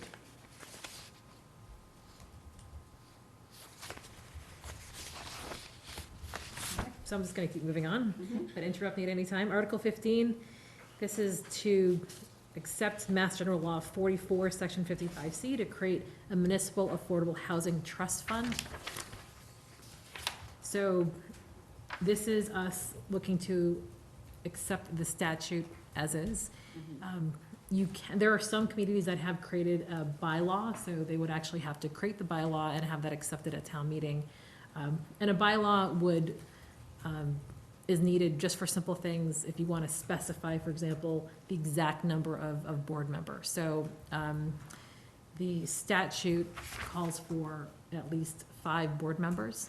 So let's say we want 7, we can have 7 under the existing statute, but if you want to say we want exactly 7, then you actually then have to create a bylaw. So at this point in time, there's, in various discussions, there's nothing specific that we want to set in stone, like the number of board members or specifically where the board members have to come from. the statute does state that one of the board members has to be a select board member. There's also nothing that prevents us from establishing some of these rules, not as a bylaw, but as part of the trust documents in the future.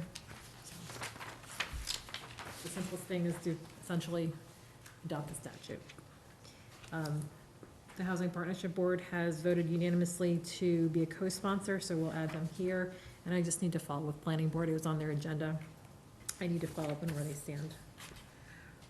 Article 16, this is a vote to authorize us to ask for a home rule petition from the state legislature to adopt this particular act, which will allow us to match the senior circuit breaker.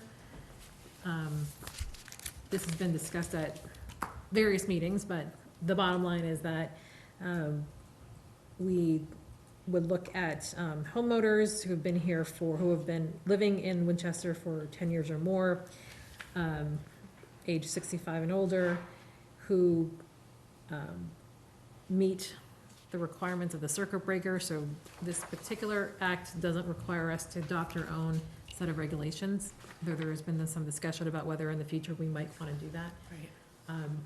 That would require us to do a significant amount of paperwork and income checking that we think might prevent some people from actually applying. It's very easy to just say, I qualified for the circuit breaker. So we'll come back to you in the future with potential impacts in terms of the number of people that might apply for this program, and then we can certainly see if we want to change that. Our delegation is also working on making this a local option, so at some point we won't have to go through a home rule petition if that passes. Yeah, because the big question was about the assessed value of the homes, right? That it's much lower statewide than it is here. Yes. Okay, so it's- that's what we would be able to look at, should the home rule be, or if the state delegation gets the home rule changed. So if the home rule changes, this would allow us just to do a local Right. opt-in. Okay. But the 778 would still apply. Okay. That particular piece of legislation, we're less hopeful about, because it's not a problem that affects a significant majority of the state. So that's a longer shot. If we wanted to deviate from that, that means that we have to create our own set of regulations. Because somebody who has a home value above 778 does not qualify as a circuit breaker, so we'd have to do the income verification and everything ourselves. Okay. So this would be sort of following all of the qualifications for the circuit breaker. How ours would work as well. Yep. It would work in that if, And some conditions. yeah. Okay. We wouldn't verify that, we would just verify that they had applied and qualified for the And senior qualified, circuit breaker, yeah. Article 17, this Do is, you mind if I jump back a little bit to Sure. the Affordable Housing Trust? We had discussed moving the Select Board's Housing Fund into the trust as a separate article. Because I think, establishing the trust is important, but different than other communities who have adopted this. We haven't adopted the Community Preservation Act, so the funding source for the trust is going to be a little bit of a challenge for us on an ongoing basis. So I didn't know if that was something that we were. Yeah, so this is just a trust with no money in it. Right.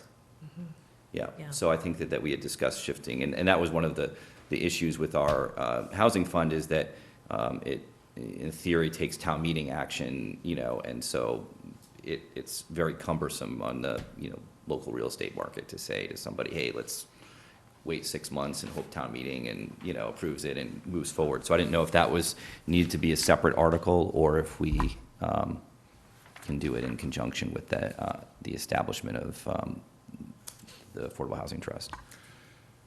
so some of the discussions that I've been involved with are whether town meeting would want to see more work done in terms of the establishment of the trust documents before allocating money in there, so we could do it during fall town meeting, because it will take several months to put together the trust document. So the timing would still work, and that There's a lot of work that needs to be done after this is approved, and the trust would probably not be in a position to be able to spend any money, because they need to establish the officers, establish the roles and so on. So that was the latest that I had heard. Okay, is that fair enough. establish the rules first and then put in the money. So I think this article doesn't create the trust, but it authorizes us to then go and Right. over the summer work on creating the trust, right? So I think by fall town meeting, and we can also see, because I think part of Winning Farm was going to be for affordable housing, so we could do that as well at fall town meeting in addition to our housing fund. So we're just accepting the law, and then we're gonna create the trust documents Right. in more detail. Okay. Yes.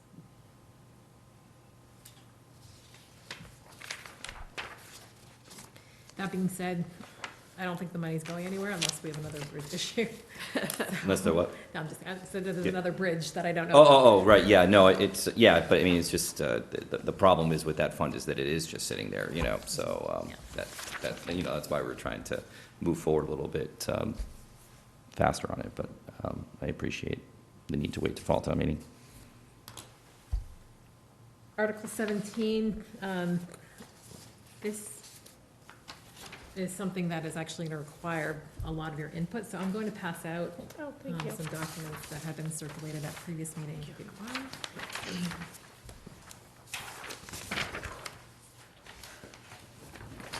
So sometimes it's easier when you have a limited amount of choices. This is sort of a very, very open-ended article.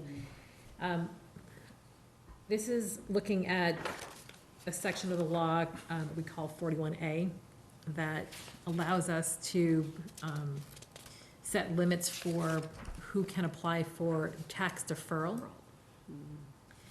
And it is different everywhere. I think there's really no set standard.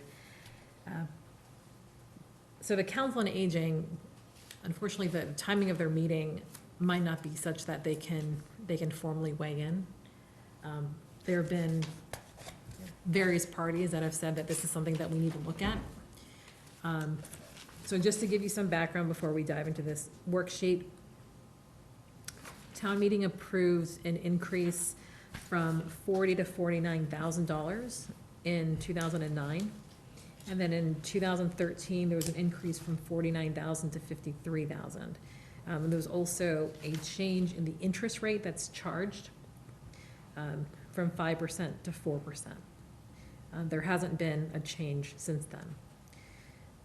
I don't have the 2009 numbers, but when the change was made in 2013, the following year, we did see an increase in the number of people participating in the program from 14 to 22.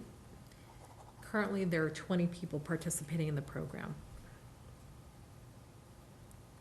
So it's also hard to say, for me to say, if you increase the income by a certain amount versus another amount, that it would increase the applicants by this much. It's hard to do that because we don't have an inventory of people's income, and we also don't know, even if we did, who then would apply for this. This is not a program for everybody. This is essentially deferring your taxes until you decide to sell your property or your subsequent heirs sell the property. So it's hard to predict any impact that it would have. Correct. Our, the senior work program allotment there as well, is that something that we can address as far as an increase in that? I know it's a little bit more easy to predict for the budget. So currently, the senior work program, I think it's if you work 120 hours for the town, you can have an offset of $1,250. Some of the, when we were discussing the override, some of the seniors had mentioned that the override itself was going to increase their taxes almost by the same amount that they were working for the, as part of the work program for. So it felt to them like they were only working to pay for the override. And so that may be something that is part of our conversation, that we increase at least to bring them back to, where they were as far as an offset prior to the override. That looks like it's under a different section of the. Yep. law.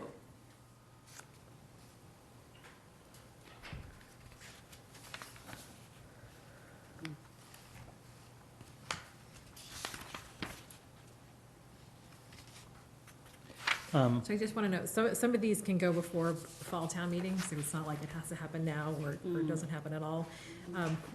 There are 7 pretty significant ways in which we can help seniors. I'm just sort of bringing to you the ones that have been, I would say, discussed the longest and also have had some consensus.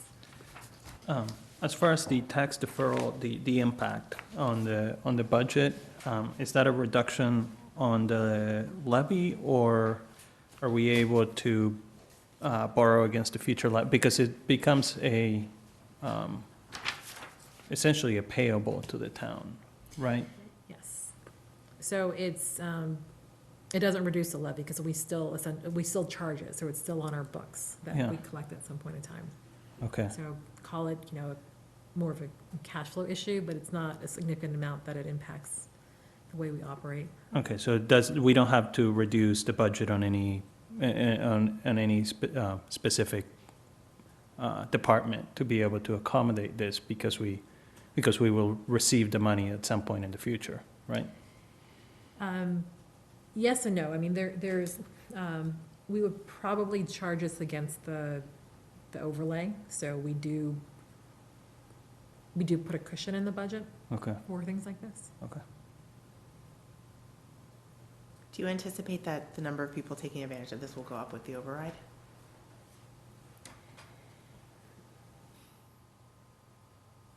I guess that's the hope, Yeah. is that, if this is something that is marketed, or this is something that, well, I mean, I shouldn't say the hope, because we certainly don't want to say that we've put more people in a position where they need to take advantage of a program like this. Right. But this is just one of the many ways in which, we think that because of the override, it could be a mitigating solution. Mhm. But again, it's not for everybody. Yeah. No, I mean, Susan and I got that question quite a bit, so.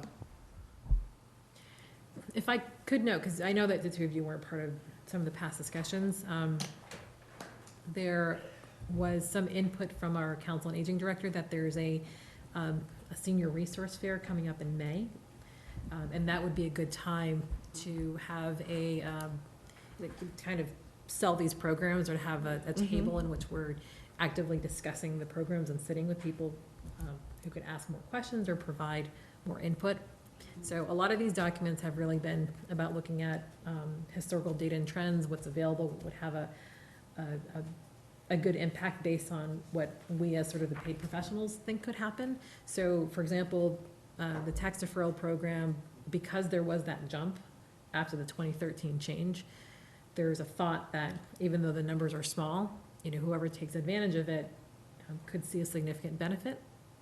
And it'll also, we haven't changed the numbers since 2013, and a lot has changed since then. So if we're looking at 2009, 2013, it's one of the programs that we probably should look at on a regular basis. Yeah, I mean, I think since 2013, I mean, we're not just talking about the operating override we just passed, but also the high school debt exclusion also hit.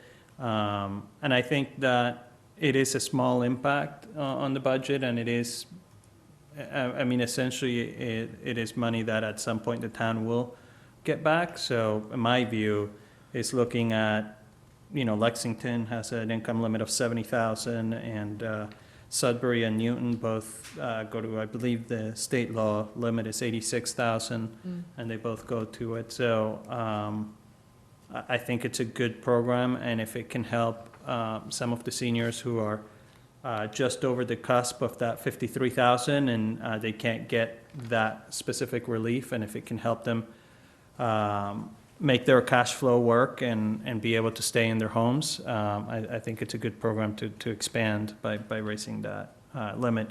Also, on Mike's question of the senior work program, to increase that $1,250, does that take town meeting action, or is that something that we would do in the fall, or does it take any other action? And we don't have to answer that question now, but it would be good to know. Yeah, that's why I was asking, 'cause I thought it may be something that's just a policy decision of the board. I didn't know if it took town meeting approval, but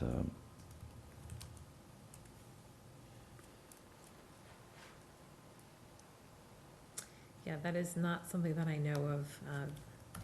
So just to provide a little bit more context, a lot of discussions around the tax program is that because we have a significant amount of seniors who have quite a bit of education, our Council on Aging has really been focused on providing them with employment that would pay more on an hourly basis than we would through this program. And that's been far more effective in terms of the number of people who have taken advantage of that and the amount of money they've been able to receive. So we've sort of been focused on expanding that service rather than this program. Like a career office. Kind of. Can I just ask one quick question? So and maybe you already covered this, so I apologize, but the potential tax relief, is that amount sort of tied to anything in particular, or is that sort of like up to the town? The $1,250 versus the $1,500? Yeah, or on here, 1,000, Far right column. the potential tax relief? Oh, for 41C. I believe that's the max. Okay, just curious. Oh, potential. Why are they all different then? I think we're at the maximum for that program. So what's the recommendation as far as the income limit, the max income on 41A? Did the Council on Aging have some input on that?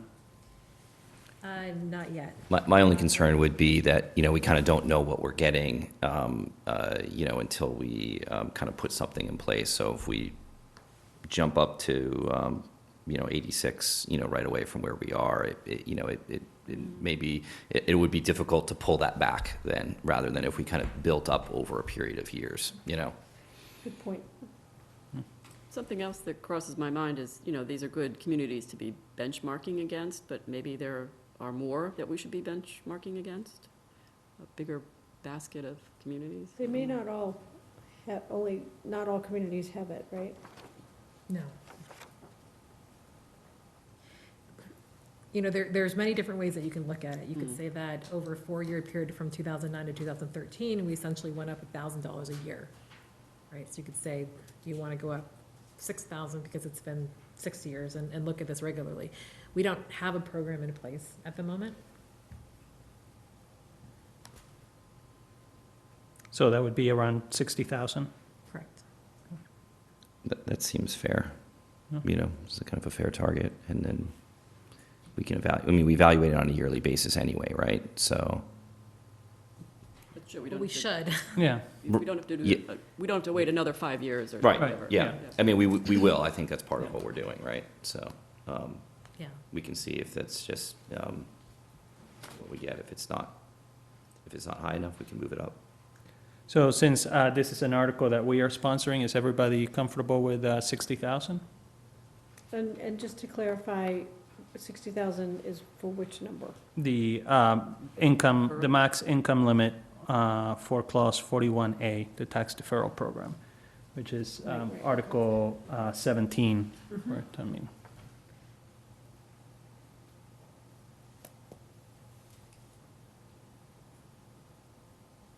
Well, I mean, that's definitely more in the ballpark with at least one of our neighboring towns.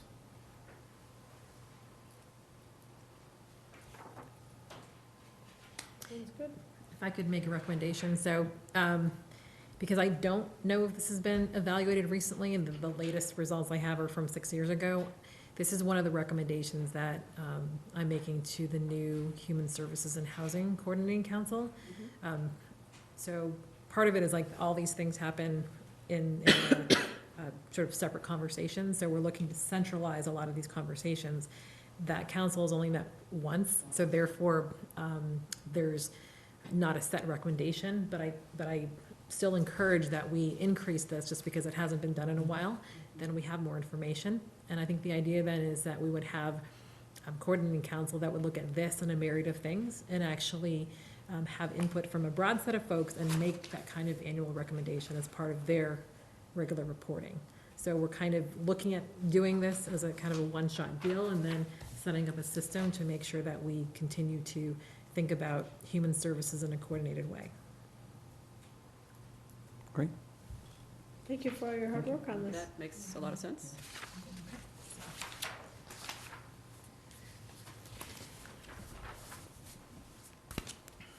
Okay, so Article 18, this is the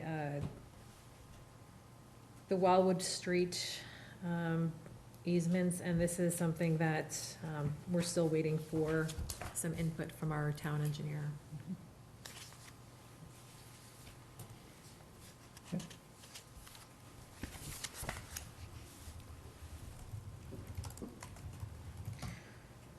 Article 20 is a sum of money, it's around $7,000 that we received through the car ride companies like Uber. And they have a very specific criteria of what you can spend the money on. So we looked at sort of the list of things we had around that that could qualify. So the McCall Middle School traffic improvements was the project that sort of fit both the time and the budget. This money has to be spent fairly quickly by the end of the fiscal year. So can't come up with a new project. And that one is so important and it affects so many people. Yeah. Article 21 and 22, these are currently with our town council. This is related to various easements, both permanent and temporary, that we are sort of trading off with the MBTA regarding the town center improvements that they're going to be making. So there's kind of a very complicated mix of both permanent and temporary easements that they need to actually do the construction and also for the permanent footprint. The MBTA currently is at 30% design, looking to get a public hearing later on in May and then start to finalize documents towards the end of the year. So as you can see, there's a couple of blanks in here because we're still finalizing those particular parcels and the square footage that's there, but this is what we've got for now. Great. It would be nice to see this project move forward, so, yes. Let's see, Article 23, this is the high school solar panel railings that was just discussed. Article 24, this is the pilot that you just voted on. 25, there was a discussion at the March 18th Select Board meeting with Wade Welch about the Eversource project. The town's decision to file an appeal and the costs associated with that.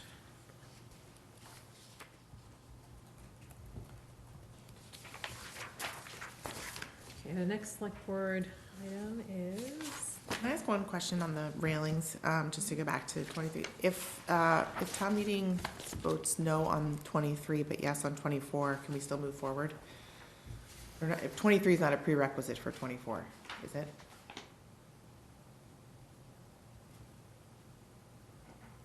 Hey, maybe they should be in a different order, I don't know, yeah. Yeah, I'm just Yeah, thinking. that's a good question. it's not a statutory prerequisite, No, it's a town preference, so it Right. would, It sounds like from the presentation that, I don't want to speak for DPW, but they're interested in doing that anyway. It's more like a That's how I interpreted what he was operational saying. Okay. Yeah. I mean, it's a good question, but it sounded to me, and correct me if I'm wrong, anybody have a different interpretation, that they were alluding to the fact that there's interest in doing that regardless, and in fact, around the whole perimeter, if I understood him correctly, like not just around the panels. But maybe I misunderstood.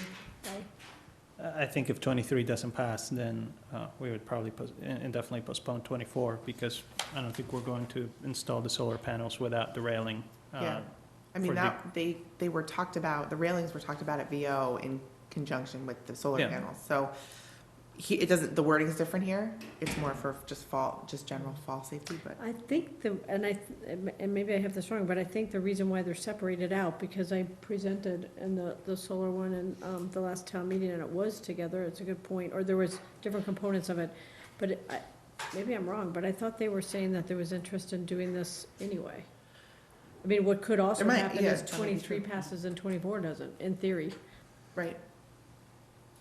But anyway, I guess we could follow up with DPW and ask. Well, the nice thing is that 24 will help fund 23, right? Mhm. Because 24 means money for the town, so. I will certainly ask DPW, but I would say that it's primarily gonna be an operational issue. Yep. So if, for example, the solar panels are approved, but the railings weren't, then, I think we might have It would to have to come out either of budget. indefinitely postpone and/or come up Yeah. with an alternative safety plan to operate the panels or maintain them. Article 37, this is the standard language for us to use Chapter 90 funds. This is the highway funds that we get every year.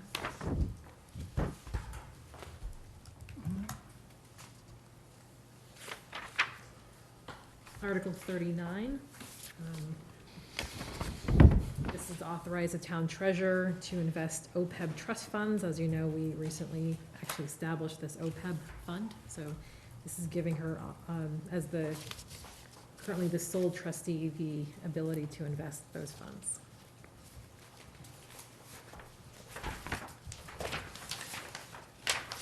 And the last one is just, Article 43 is just the standard, to hear, accept committee reports, dissolve of committees, and authorize new committees. And as far as the timeline, we have to vote the warrant on Friday, right? Because it has to go to the printer early next week. Is that correct? Let me just, so I'm trying to reduce paper, which means that everything is here. So let me just bring up the timeline. Okay, so March 15th, the warrant items were due to the town manager's office. On the 26th, we met with the town moderator to review. April 1st, this is your first review of the draft warrant. The 9th, it needs to be sent to the printer. The 11th is when the motions and backgrounds are due to our office. The 17th is the mailing deadline for the motion and background. April 23rd, 6 PM in this very room is going to be the town manager public hearing on the warrant. And then Springtown meeting will be starting on April 29th. Okay. So getting to the chair's question, by when do we need to vote for them? The 9th is Monday. The 9th is when the 9th is a Tuesday. Tuesday. So we'll vote Friday to put it on the, Vote now? Mike's not I gonna mean, be there's still a Friday? few things that need to be edited, right? But If they're minor, they could be pending. they're minor, yeah. It's your preference if you want to vote collectively or individually? I think, so what we do is first, we vote the whole warrant to authorize to send the whole warrant to the voters, and then we will vote individually once we have the motion language, right? So we will start voting the motions on the 22nd, right, because we will have the whole motion language by then. But as far as the slate, is that something you might want to entertain? Yeah, we can do that now. I mean, particularly if Mike's like gonna be Yeah. here Friday, then we can get a 5-0 vote either way, or Yeah. five votes. Okay, so you want a motion just to approve the warrant? Yeah. Okay. Mr. Chairman, I move that we approve the warrant as presented for spring 2019 fall town meeting, spring town meeting. Second? And we will have a few, Subject to, additional changes and, As we discussed, and yeah. later votes Yeah. on the individual articles for Yeah. further action. all right, it's moved and seconded. All in favor? Aye. Aye. 5-0. Okay. Yeah, so the motions, we will then vote individually to, and it will be every single article, not just the ones we propose. That way, we have, for town meeting, a recommendation from our board for favorable or unfavorable action on each motion. Which one? Okay. Okay, so anything else on that, Lisa? No, just that you'll have the motion and background when you're voting. All right, so next is the consent agenda. Mr. Chairman, I move that we approve the following one-day alcohol and beverage license. I'll take them as a whole if I can. For Diana Kanosian for Boston Best Bartending, April 4th, 2019, at the Next Door Theater. For Diana Kanosian for Boston's Best Bartending, April 6th, 2019, Town Hall Auditorium. Leora Norwich for the Winchester Multicultural Network, April 7th, 2019, the Jenks Center. Viratsa Menjivar for Griffin Museum, April 11th, 2019, the Griffin Museum. Catherine Sullivan for Hospitality Goddess, April 27th, 2019, for the Town Hall Auditorium. Diana Kanosian for Boston's Best Bartending, April 27th, 2019, at the Winchester Boat Club. At Boat Club House, I guess, Boathouse.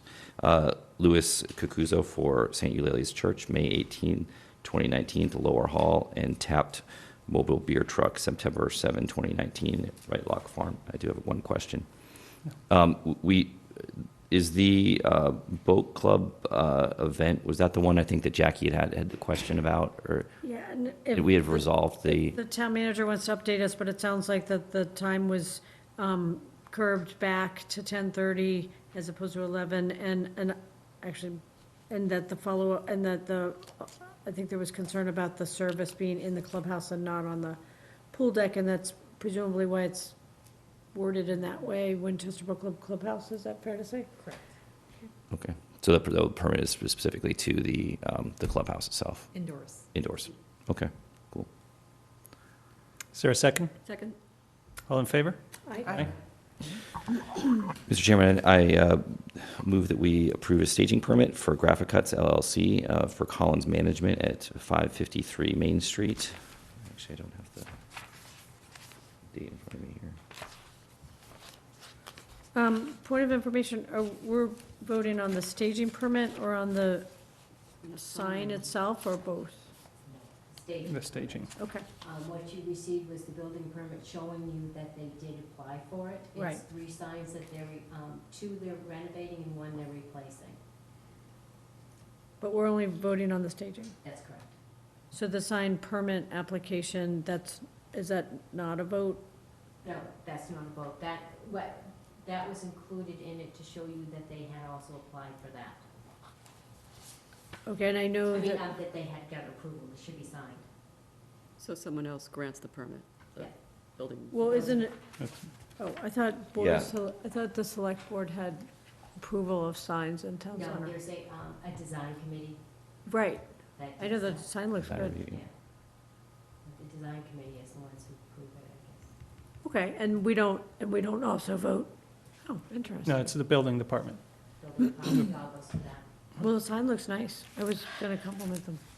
So I guess we're voting on staging. Yeah, so I guess what's happening is they're going to be removing 3 of the signs, and then they say in several weeks they're putting new signs back, so it's really replacement, so we're just approving for several hours of the installation. And I'm sorry, but just as a point of information, based on what we just heard, so they did receive approval from design review for the sign?